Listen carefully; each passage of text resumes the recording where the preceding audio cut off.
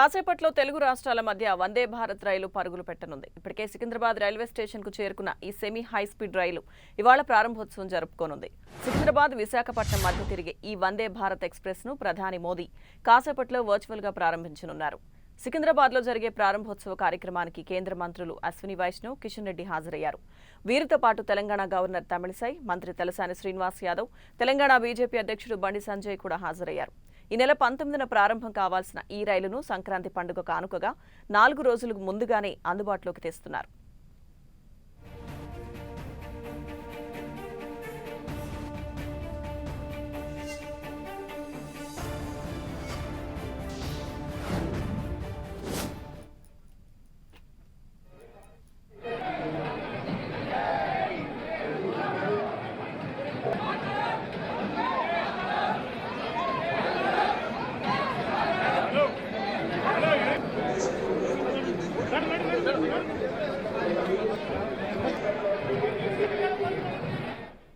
పూర్తి సమాచారం మా ప్రతినిధి కిరణ్ మనకు అందిస్తారు. కిరణ్, చెప్పండి, కాసేపట్లో వర్చువల్ గా ప్రధాని మోదీ వందే భారత్ రైలును ప్రారంభించబోతున్నారు.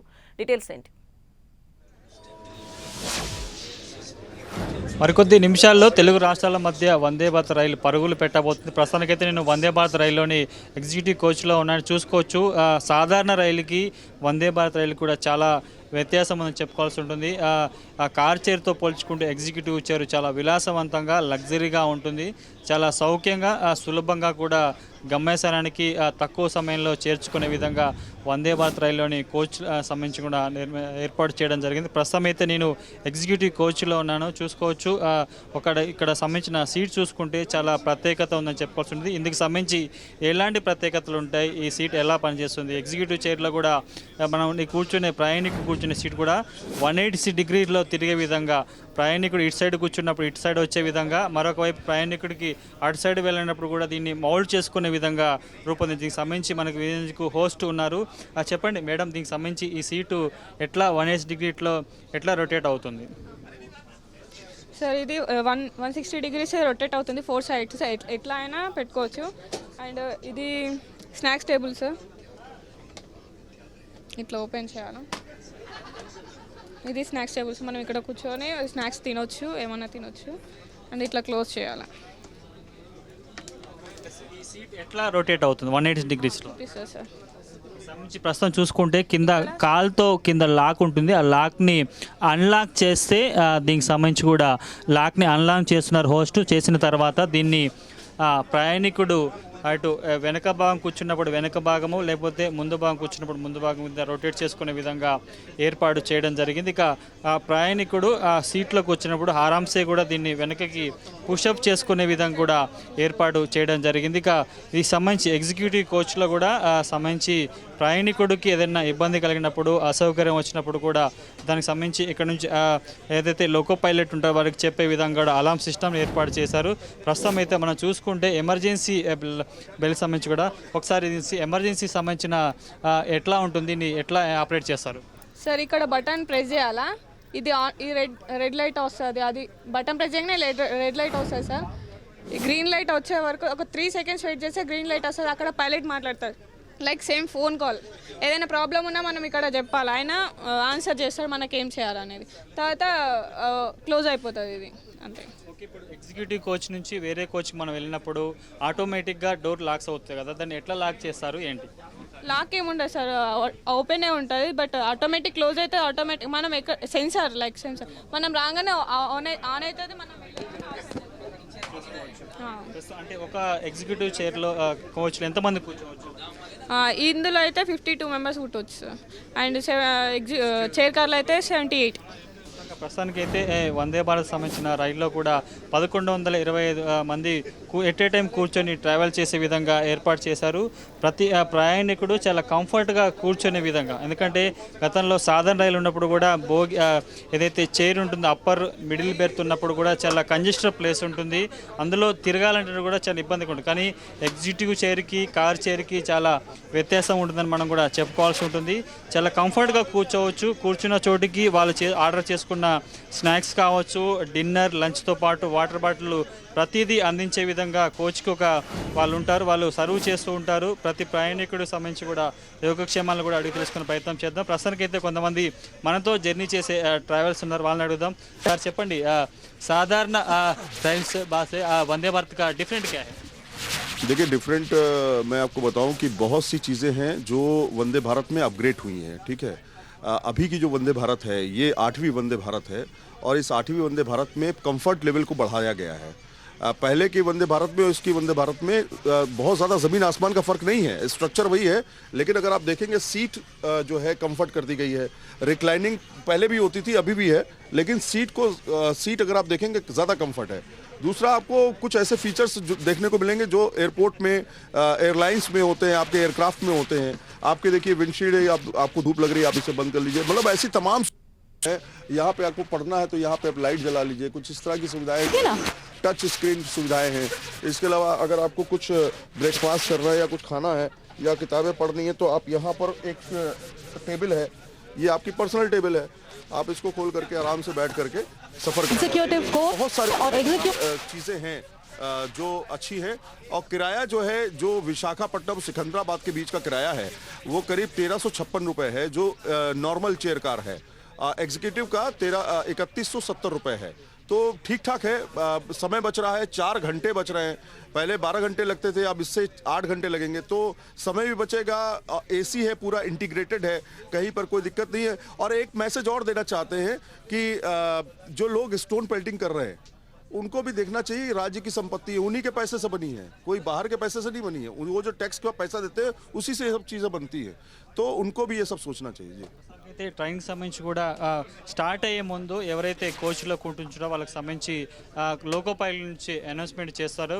మరికొద్ది నిమిషాల్లో మీరు కూర్చున్న కోచ్కి సంబంధించి కూడా ఆటోమేటిక్గా లాక్ అవుతాయి. మీరంతా కూర్చున్నట్టు ఒక అనౌన్స్మెంట్ చేయడం, ఆ తర్వాత మరొకసారి అలర్ట్ చేసిన తర్వాత కూడా ట్రైన్ మూవ్ అవుతుంది. గంటకి 180 కిలోమీటర్ల వేగంతో కూడా ప్రస్తుతానికైతే ఈ వందే భారత్ రైలు తెలుగు రాష్ట్రాల మధ్య పరుగులు పెట్టబోతుంది. ముఖ్యంగా సికింద్రాబాద్ నుంచి వైజాగ్కి 654 కిలోమీటర్లు ప్రయాణం చేయబోతుంది. 8.5 గంటల్లో కూడా సికింద్రాబాద్ నుంచి వైజాగ్కి వెళ్ళే విధంగా దీనికి సంబంధించిన స్పీడ్ని ఇప్పటికే నిర్ధారించడం జరిగింది. ఇక రేపటి నుంచి కూడా ఇది ప్రస్తుతానికైతే సాధారణ ప్రయాణికులు అందుబాటు రాబోతుంది. వారంలో 6 రోజుల పాటు వందే భారత్ రైలు సికింద్రాబాద్ టు వైజాగ్ మధ్య కూడా ప్రస్తుతానికైతే సర్వీస్ అందుబాటు రాబోతుంది. ఇక ఛార్జీల విషయం చూసుకుంటే ఇక్కడ సికింద్రాబాద్ నుంచి వైజాగ్ వెళ్ళినప్పుడు కొంత ఛార్జీ ఉంటే, వైజాగ్ నుంచి తిరిగి సికింద్రాబాద్ వచ్చినప్పుడు కూడా కొంత రేట్లలో వ్యత్యాసం కనిపిస్తుంది. కానీ దీనికి సంబంధించి రైల్వే సంబంధించి అధికారులు కావచ్చు, ఐఆర్టీసీ అడిగినప్పుడు కానీ సంబంధించిన ఏదైతే దీనికి సంబంధించిన మెనూ ఉంటుందో సంబంధించిన ఛార్జ్ అక్కడ నుంచి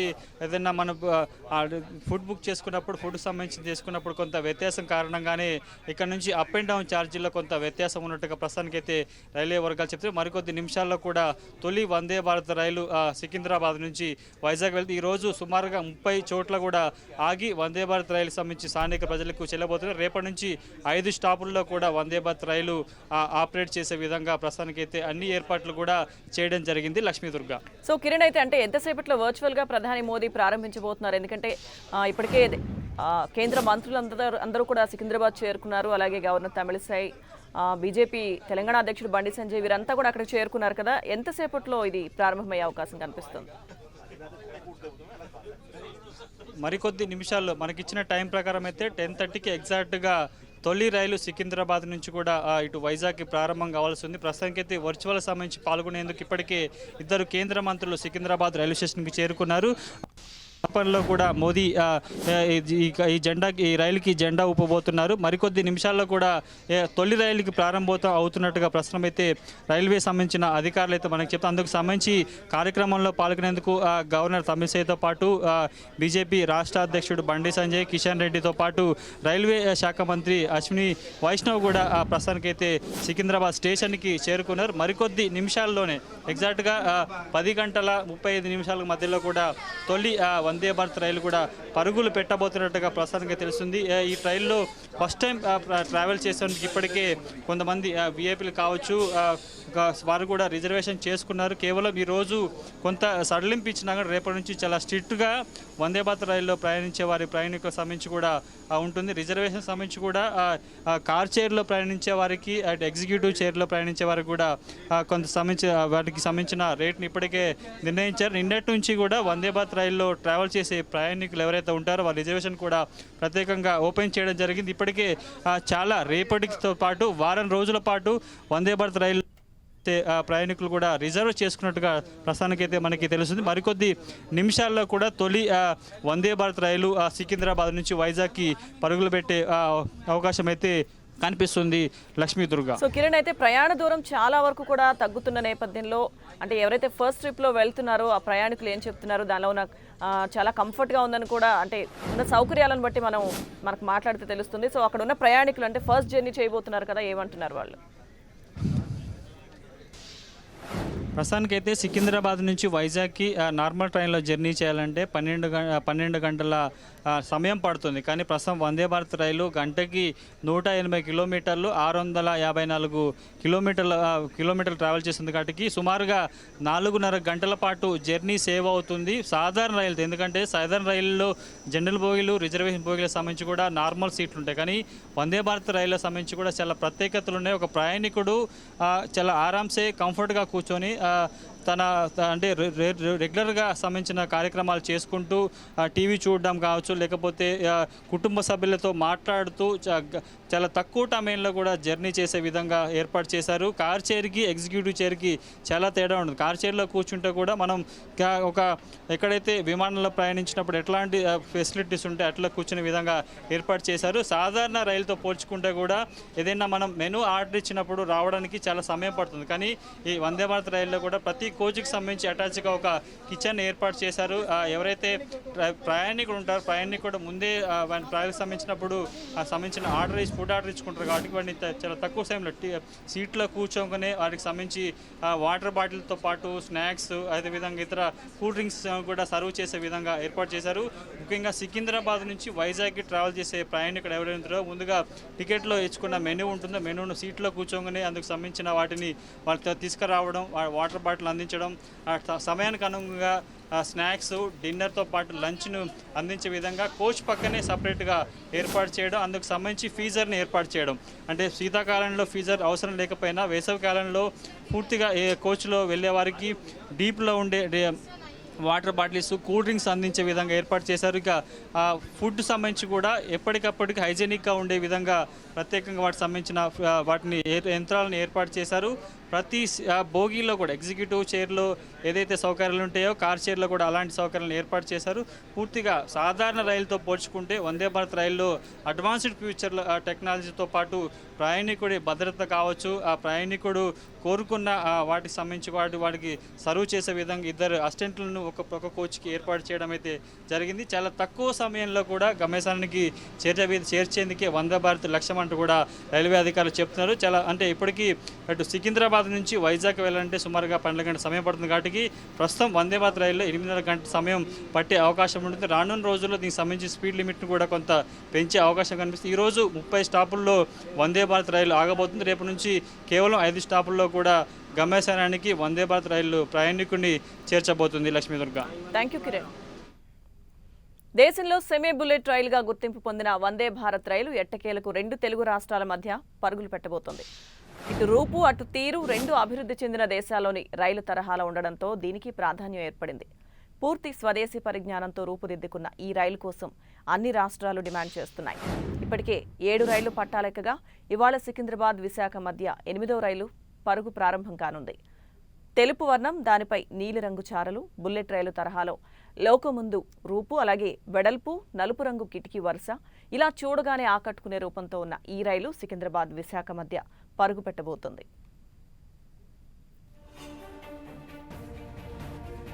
వందే భారత్ రైలుకు అనేక ప్రత్యేకతలున్నాయి. ఈ రైలు బయట రూపు ఏరోడైనమిక్ డిజైన్తో రూపొందించారు. గరిష్టంగా 180 కిలోమీటర్ల వేగాన్ని అందుకునేలా డిజైన్ చేశారు.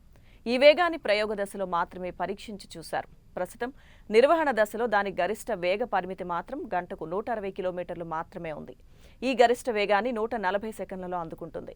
అంతేకాకుండా ఫుల్లీ సస్పెండెడ్ ట్రాక్షన్ మోటార్తో రూపొందించిన ఆధునిక బోగీలను ఈ రైల్లో వినియోగించారు. ఇక దీంతో రైలు ఎంత వేగంతో వెళ్లినా కూడా కుదుపులుండవు.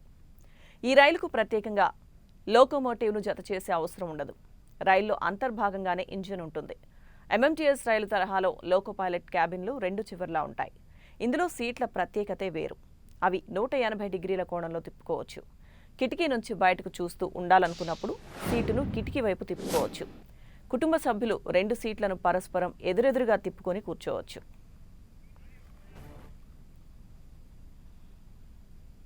अवसर पर हमारे माननीय प्रधानमंत्री जी हमारे साथ वीडियो लिंक के माध्यम से जुड़े हुए हैं।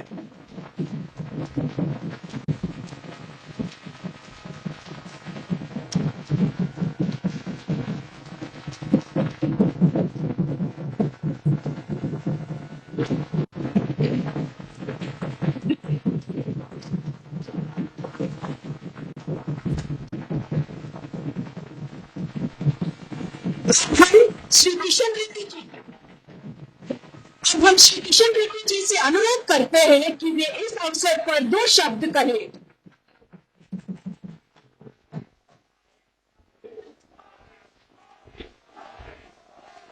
भारत माता की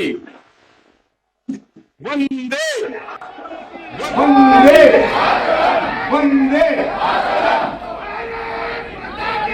भारत का प्रधानमंत्री सम्माननीय श्रद्धेय Shri Narendra Modi ji, Telangana governor honourable doctor Tamilisai Soundararajan ji, Bharat का रेल मंत्री श्री अश्विनी वैष्णव जी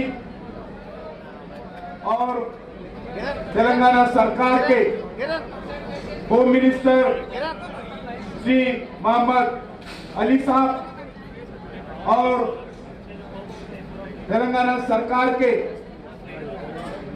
मिनिस्टर श्री श्रीनिवास यादव जी और ऑनरेबल एमपीज, ऑनरेबल एमएलएस और रेलवे के साउथ सेंट्रल रेलवे के गवर्नमेंट ऑफ इंडिया के अलग अलग जिम्मेदारी से आए हुए सभी रेलवे ऑफिसर्स, मीडिया के मित्रों, मैं सभी लोगों को आज संक्रांति बहुत बड़ा फेस्टिवल होता है। संक्रांति फेस्टिवल का आप सब लोगों को मैं मेरी ओर से शुभकामनाएं देना चाहता हूं। आज तेलंगाना आंध्रा 2 स्टेट्स का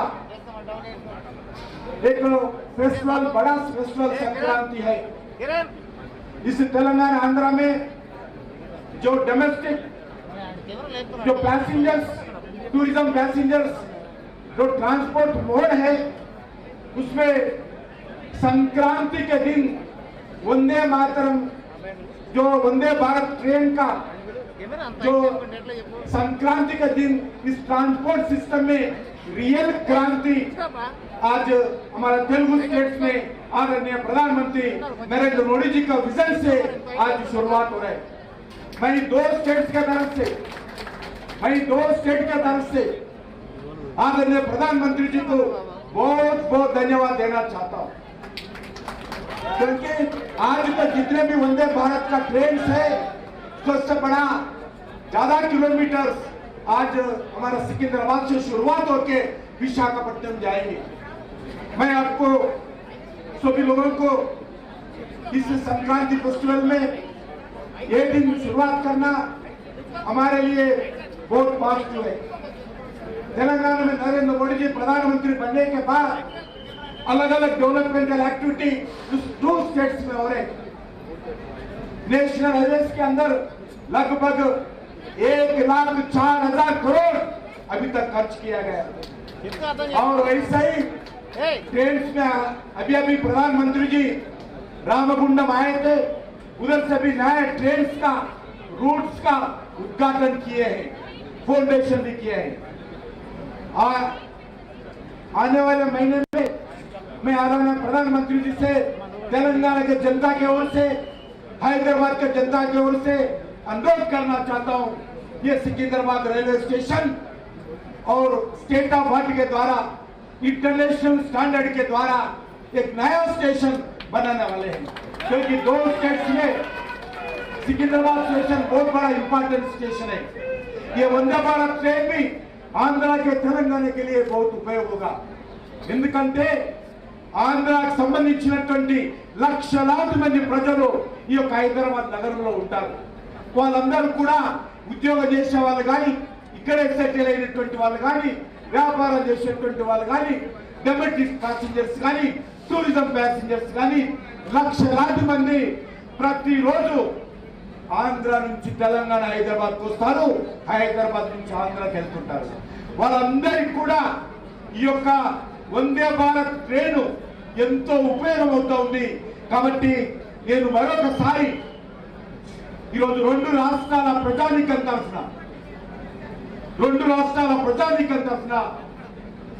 భారత ప్రధానమంత్రి పూర్వకమైనటువంటి ధన్యవాదాలు తెలుస్తూ ఈ యొక్క సంక్రాంతి రోజు వారి ట్రైన్ ప్రారంభించడం, నేను మీ అందరూ కూడా సంక్రాంతి పండుగ శుభాకాంక్షలు తెలియజేస్తూ సెలవు తీసుకుంటున్నాను. భారత్ మాతాకి వందే వందే వందే. धन्यवाद सर। वंदे भारत एक्सप्रेस एवं क्षेत्र की रेल प्रगति पर बनी एक लघु फिल्म अब आपके सामने प्रस्तुत है।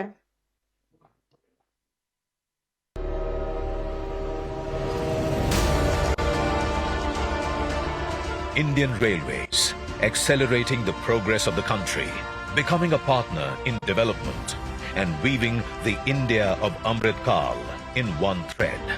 Indian Railways is becoming the carrier of cultural, economic, and religious prosperity of the country under the leadership of Prime Minister Narendra Modi. Entering a new era with state-of-the-art and rapid changes, Indian Railways is making New India a reality. And in building this new India, Prime Minister Narendra Modi gave priority to the development of Telangana. हम सबका साथ, सबका विकास, सबका विश्वास और सबका प्रयास के मंत्र पर चलते हुए तेलंगाना को आगे बढ़ाना चाहते हैं. Drawing inspiration from the determination of the Prime Minister, the Indian Railways started creating new records of development in Telangana at an unprecedented pace. After so many years of independence, Indian Railways connectivity has reached the untouched regions. In the last 8 years, 314 kilometers of new rail lines have been laid. In the last decade, 232 kilometers long busy railway routes were expanded, and about 900 kilometers of railway lines were electrified. Vande Bharat express इस बात का प्रतीक है कि भारत अब रुक रुक चलने वाले दिनों को पीछे छोड़ चुका है. भारत अब तेज दौड़ना चाहता है और इसके लिए हर संभव प्रयास कर रहा है. After making rail travel comfortable and modern in 12 states of the country, Vande Bharat Express is coming to Telangana and Andhra Pradesh on the auspicious occasion of Sankranti. This Make in India train is starting between Sikandrabad and Visakhapatnam. Equipped with state-of-the-art and world-class facilities, this train will not only reflect economic, social and cultural harmony, but also the solidarity of hearts. This high-speed train will cover a distance of 700 kilometers, reducing the travel time from an average of 12 hours to 8.5 hours.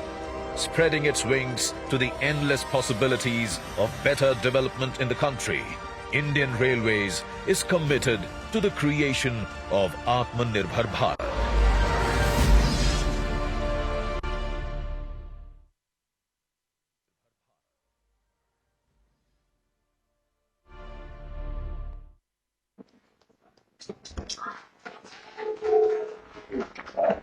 अब हम हमारे माननीय प्रधानमंत्री जी से अनुरोध करते हैं कि वे इस शुभ अवसर पर हमें संबोधित करें।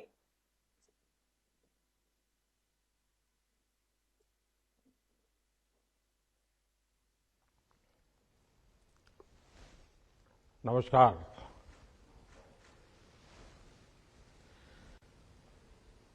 तेलंगाना की राज्यपाल डॉक्टर तमिलिसाई सौंदरराजन जी, केंद्रीय रेल मंत्री अश्विनी वैष्णव जी, केंद्रीय पर्यटन मंत्री जी किशन रेड्डी जी, तेलंगाना के मंत्री मोहम्मद मसूद अली गारू, टी श्रीनिवास यादव, संसद में मेरे साथी, मेरे मित्र बंडी संजय गारू, के लक्ष्मण गारू, अन्य सभी महानुभाव, देवी और सज्जनों, नमस्कारम। उत्सवों के इस माहौल में आज तेलंगाना और आंध्र प्रदेश को एक भव्य उपहार मिल रहा है। वंदे भारत एक्सप्रेस एक तरह से तेलंगाना और आंध्र प्रदेश की साझा संस्कृति और साझा विरासत को जोड़ने वाली है।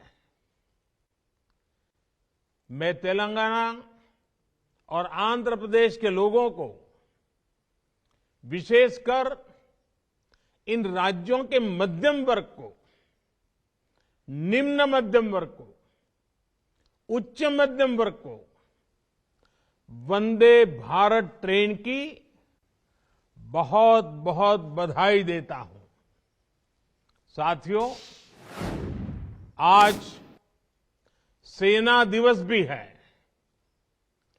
हर भारतीय को अपनी सेना पर गर्व है। देश की रक्षा में, देश की सीमाओं की रक्षा में भारतीय सेना का योगदान, भारतीय सेना का शौर्य अतुलनीय है। मैं सभी सैनिकों को, पूर्व सैनिकों को, उनके परिवारों को बहुत बहुत बधाई देता हूं। साथियों, इस समय पोंगल, माघ बिहू, मकर संक्रांति, उत्तरायण पर्वों का भी उल्लास चारों तरफ नजर आ रहा है। जैसे देश के प्रमुख दिवस, प्रमुख पर्व आज से तो हिमाचल, कश्मीर से कन्याकुमारी, अटक से कटक देश को जोड़ते हैं, हमें जोड़ते हैं। एक भारत श्रेष्ठ भारत की भव्य तस्वीर हमारे मन मंदिर में प्रस्तुत करते हैं। वैसे ही भारत ट्रेन भी अपनी गति से, अपनी यात्रा से जोड़ने का, समझने का, जानने का अवसर देती है। वंदे भारत एक्सप्रेस ट्रेन भी एक राष्ट्र के रूप में हमारी साझा संस्कृति, हमारी आस्था को भी जोड़ती है। ये जो नई ट्रेन शुरू हुई है, ये हैदराबाद, वारंगल, विजयवाड़ा और विशाखापट्टनम जैसे शहरों को जोड़ेगी। आस्था और पर्यटन से जुड़े कई महत्वपूर्ण स्थान इस रूट में पड़ते हैं। इसलिए वंदे भारत एक्सप्रेस से श्रद्धालुओं और पर्यटकों को भी बहुत लाभ होगा। इस ट्रेन से सिकंदराबाद और विशाखापट्टनम के बीच लगने वाला समय भी अब कम हो जाएगा। भाइयों और बहनों, वंदे भारत ट्रेन इसकी एक और विशेषता भी है। ये ट्रेन नए भारत के संकल्पों और सामर्थ्य का प्रतीक है। ये उस भारत का प्रतीक है जो तेज बदलाव के रास्ते पर चल पड़ा है। ऐसा भारत जो अपने सपनों, अपनी आकांक्षाओं को लेकर अधीर है। हर हिंदुस्तानी अधीर है। ऐसा भारत जो तेजी से चलकर अपने लक्ष्य तक पहुंचना चाहता है। ये वंदे भारत एक्सप्रेस उस भारत का प्रतीक है जो सब कुछ श्रेष्ठ चाहता है, उत्तम चाहता है।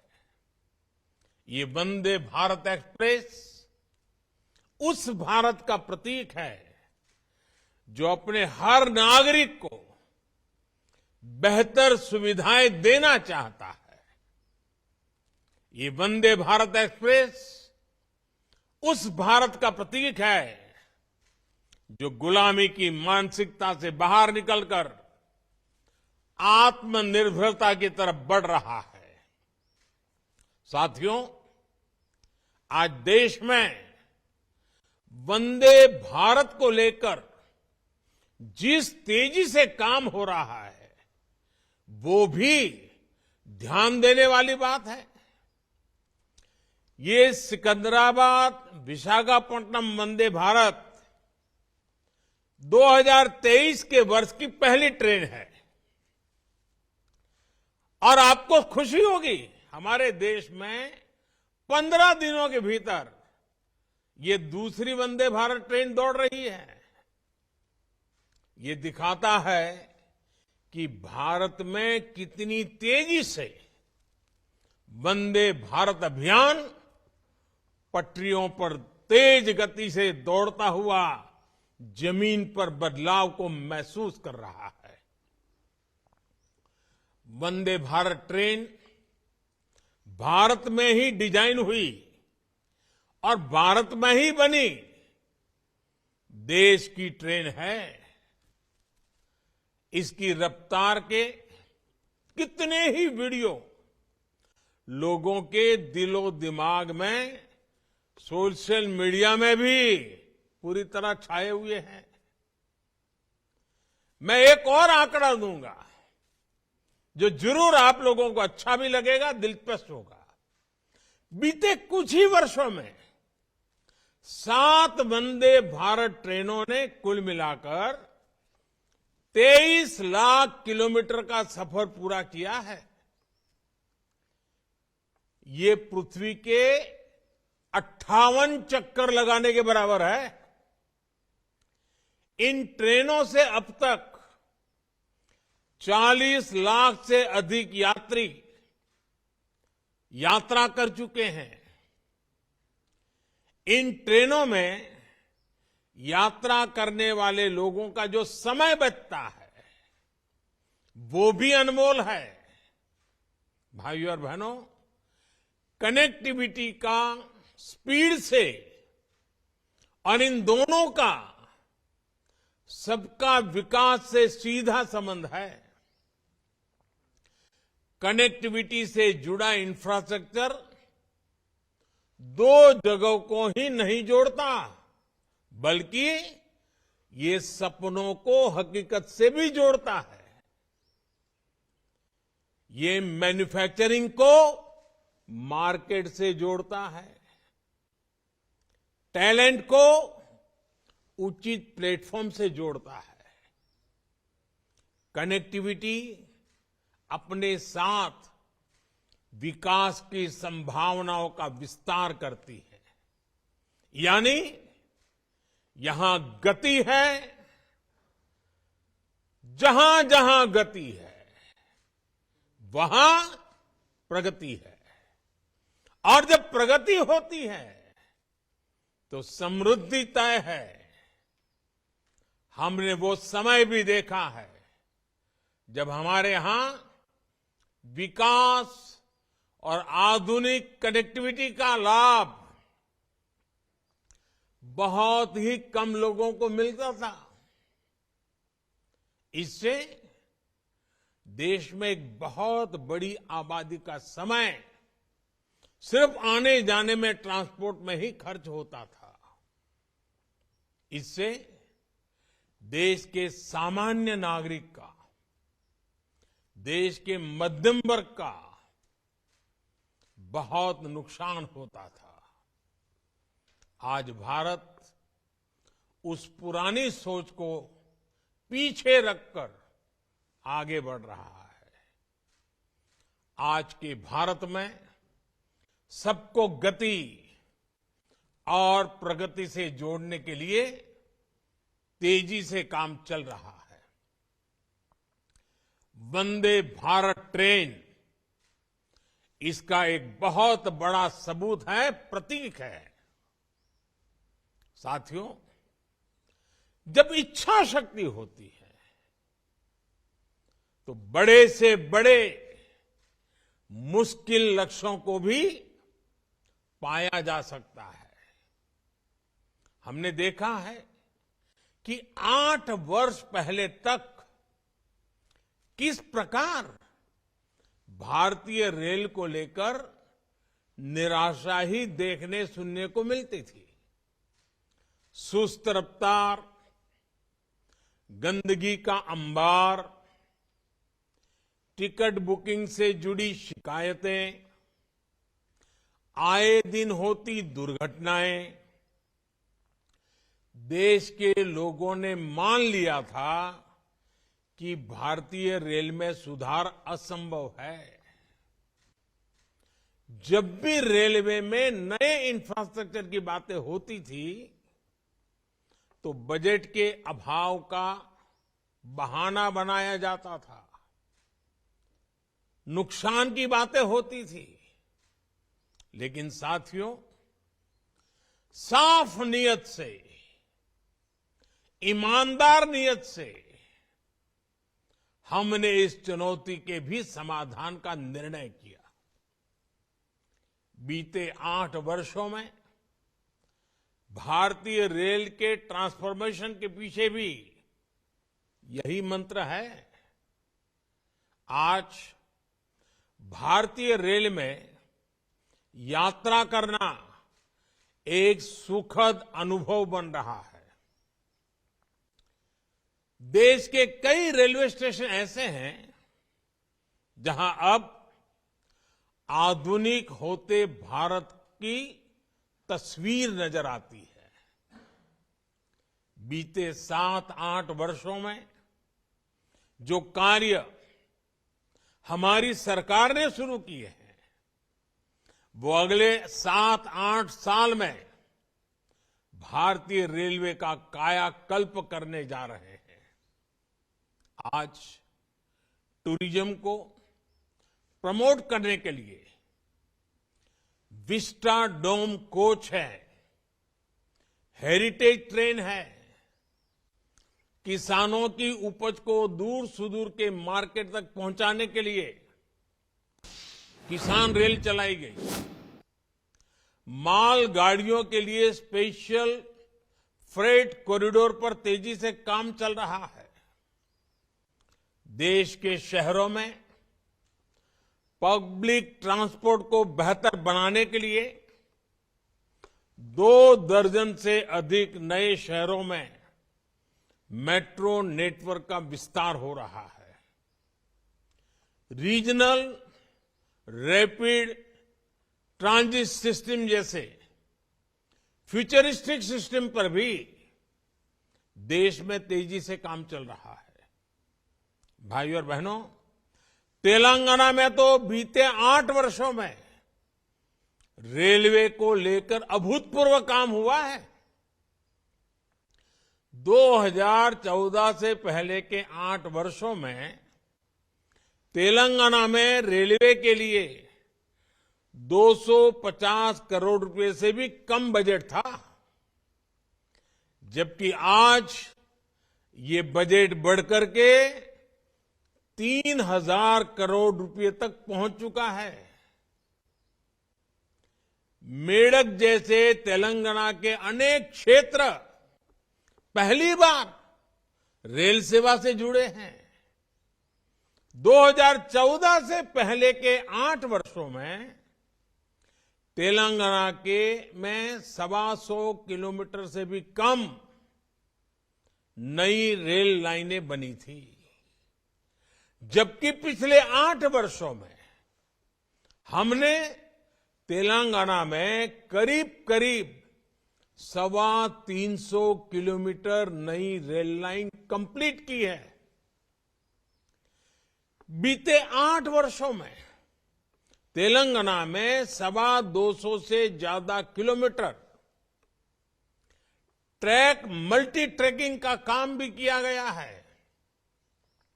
इस दौरान तेलंगाना में रेलवे ट्रैक का बिजलीकरण 3 गुना से भी ज्यादा हुआ है।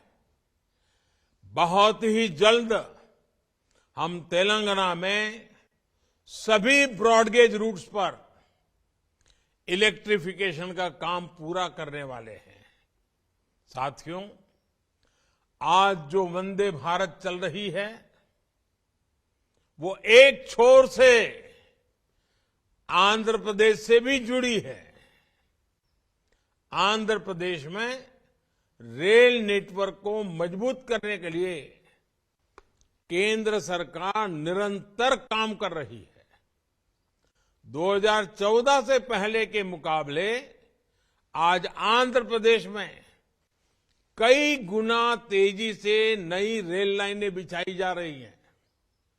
बीते वर्षों में आंध्र प्रदेश में 350 किलोमीटर नई रेल लाइन बनाने और लगभग 800 किलोमीटर मल्टी ट्रैकिंग का काम पूरा किया गया है।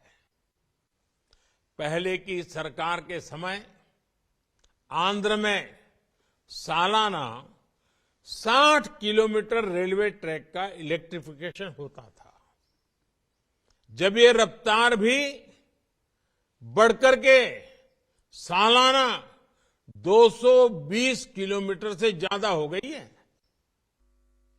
लोगों के लिए केंद्र सरकार के ये प्रयास ईज ऑफ लिविंग भी उत्तरोत्तर बढ़ा रहे हैं और ईज ऑफ डूइंग बिजनेस में भी वृद्धि होती है। गति और प्रगति का ये सिलसिला ऐसे ही चलता रहेगा। इसी विश्वास के साथ तेलंगाना और आंध्र प्रदेश को वंदे भारत एक्सप्रेस ट्रेन की फिर एक बार बहुत बहुत बधाई देता हूं, यात्रियों को शुभकामनाएं देता हूं। बहुत बहुत धन्यवाद।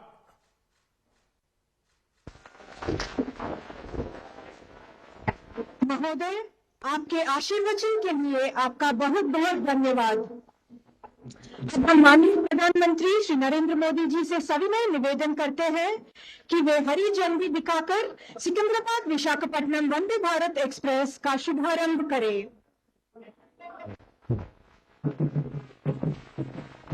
मंच पर उपस्थित सभी गणमान्य अतिथियों से अनुरोध है कि वे हरी झंडी दिखाते हुए इस शुभारंभ से जुड़े।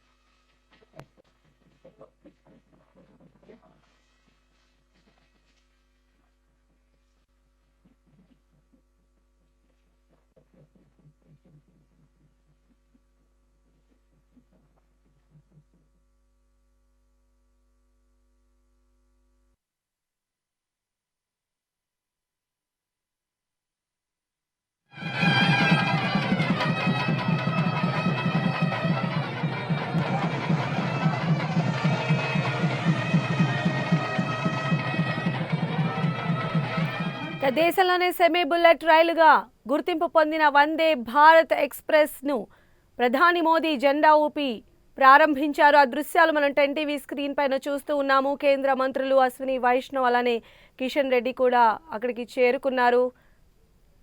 ప్రధాని మోదీ జెండా ఊపి వర్చువల్గా వందే భారత్ ఎక్స్ప్రెస్ను ప్రారంభించారు. ఇవాళ ఒక్కరోజు 21 స్టాప్లలో ఈ యొక్క ట్రైన్ ఆగుతుంది.